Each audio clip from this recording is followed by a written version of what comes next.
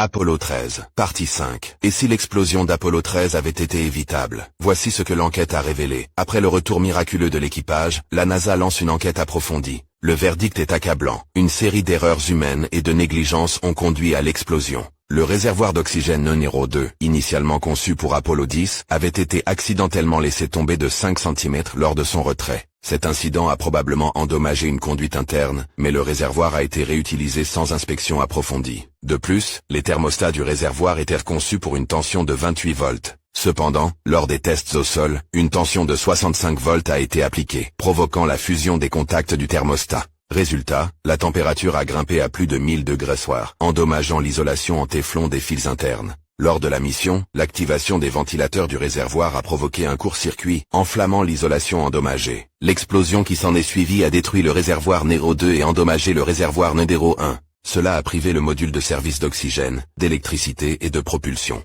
L'enquête a mis en lumière des failles dans les procédures de test, la communication entre les sous-traitants et la gestion des risques. Des modifications majeures ont été apportées aux missions suivantes: redesign des réservoirs, amélioration des systèmes de surveillance et renforcement des protocoles de sécurité. Apollo 13 reste un symbole de résilience et d'ingéniosité, mais il rappelle aussi que même les plus grandes organisations ne sont pas à l'abri des erreurs humaines. Une leçon gravée à jamais dans l'histoire de l'exploration spatiale. Si cette série t'a captivé, n'hésite pas à liker, commenter et t'abonner pour découvrir d'autres histoires vraies de survie.